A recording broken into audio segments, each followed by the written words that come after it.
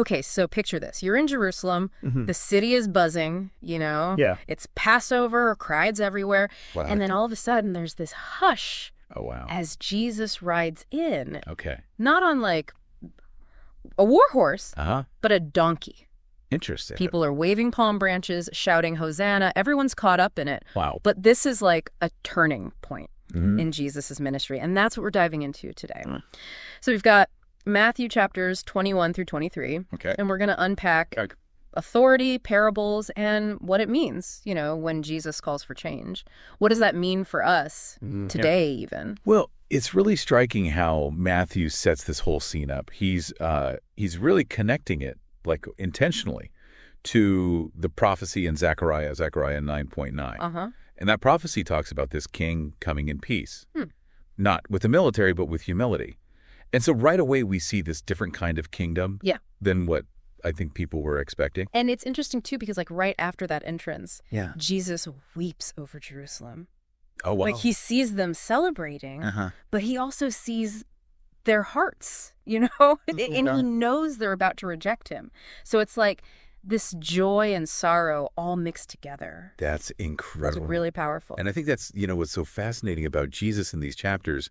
He's not just reacting to what's going on around him. Like, he's got a much, much bigger perspective, a deeper understanding of what's happening, what their choices mean. Yeah. And it makes you wonder what that kind of leadership, far-seeing leadership looks like in our own lives. How do we even learn to see beyond this moment? Absolutely. Yeah. And then, Jesus walks into the temple courts and he sees all this stuff going on. There's like money changers and merchants. And it should be a sacred space. It should be for prayer. Yeah. But they're turning it into a marketplace. And he doesn't just like politely ask them to leave. He like flips tables over. Oh, wow. Drives them out. And he even quotes Isaiah, "My house shall be called a house of prayer." And it just feels like this huge statement. It's not just about a few bad apples or something. So he's challenging the whole system. Yeah. The religious, the economic, everything. Wow. And he's talking about authority and what it really means to honor God. And you can't buy God's kingdom. Right. It's real change. You can't buy that. Yeah. And it's a powerful reminder for all of us. True faith can't be bought or sold. That's so true. Yeah. It has to come from a genuine place. Absolutely. So we've got Jesus arrives as a humble king, weeping over Jerusalem, and now he's making this big stand in the temple. He's shaking things up.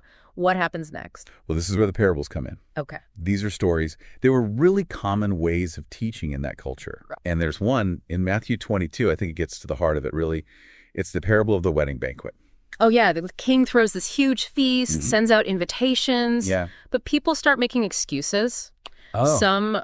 Some just refuse to come. Wow. Others, they show up, but they're not prepared, like they're not dressed properly. And it just makes you think about, are we ready to accept God's invitation? That's a good question. Or are we too busy with other stuff? Yeah, I think that's really what this parable makes us face. Yeah. It's not enough to just, say we believe. Right. Are we actually living it out? Are we ready to fully participate in God's kingdom? What does that even mean for us today, to be clothed in righteousness? That's a big question. It makes you think about what's really important. Yeah. But then the challenges, they keep coming. Yeah. Jesus has this series of confrontations with these religious leaders, Pharisees and Sadducees. Right. Who were they exactly? So they held a lot of religious and political power at the time. Okay. And they were really focused on the rules, on, outward appearances. And they saw Jesus as a threat. So they try to trap him, asking about taxes, the resurrection, right, just hoping to discredit him. But Jesus has this great answer. When they ask about taxes, he's like, give to Caesar what is Caesar's and to God what is God. It's so simple on the surface, right? But there's so much there. Yeah. It's brilliant. I think it's brilliant, too, because it shows just how complex it is. We live in the world, but we're called to follow God. Yeah.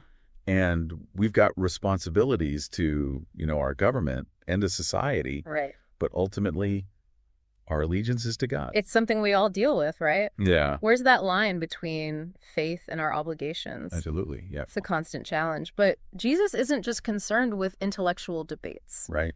He cares about people, their hearts. And then the tone shifts a bit. Jesus gives these 7 pronouncements, these judgments. They're often called the 7 woes, and they're aimed at the Pharisees and the scribes. Oh, wow. He compares them to people who clean the outside of a cup, but the inside is dirty. It's not just for those leaders back then, though.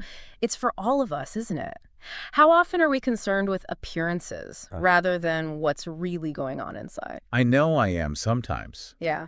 It's so easy to get caught up in that. Absolutely. Looking good on the outside, Yeah. but neglecting our hearts. Yeah, it's like he's... Holding up a mirror. Yeah, exactly. Yeah. Like, really look at yourself, be honest about those motivations. But it's interesting, he's rebuking them, but there's also this compassion there. Oh, for sure. He laments over Jerusalem. He says, "How often have I longed to gather your children together as a hen gathers her chicks under her wings, but you were not willing." Wow, that image. You can just feel that longing, Even when they're rejecting him, his love is still there. So powerful. It's heartbreaking, though, when you think about it. Yeah. He sees their potential, their need, Yeah. but they're not open to it. It's like even with all the miracles and the teachings. Right. You'd think that'd be enough. You'd think so. Yeah. But it just shows that encountering Jesus isn't enough, Right. There has to be this willingness to let it sink in, to let it change us. It's a choice every day. It really is, every single day. So, where do we even begin to unpack all of this? Right. Humble, king, teacher, judge. Yeah. It's a lot. Well, I think what ties it all together is authenticity. Okay. Being real. Aligning our actions with what we believe. It's going deeper. It's interesting, too, because we see him challenging these power structures. He's not afraid to speak truth to power. And that's so relevant for us even today. Yeah. Like, our faith might clash with what society expects. Right, right. It makes me think about that.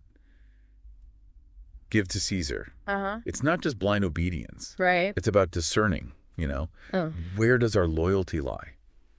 Have you ever, felt that tension? Oh, yeah, absolutely. Yeah, between your faith and your obligations. I think we all do at some point. Yeah. How do you navigate that? I think for me, it's constantly checking those motivations. Like, am I doing this out of fear? Yeah. Or am I acting from love, from integrity? Right. And sometimes there's not an easy answer. It's messy. It really is, yeah. Yeah. It's not about perfect balance. Right. It's about striving. Right. Living authentically. That's it, yeah. And I think that's where grace comes in. Absolutely. We're not going to get it right all the time. No. But, God loves us no matter what. Unconditionally. Yeah. He's there for us when we mess up. Always. And that it takes the pressure off a bit, doesn't it? It really does. It frees us up to be more honest. Yeah. With ourselves, with God. With where we're really at. Exactly.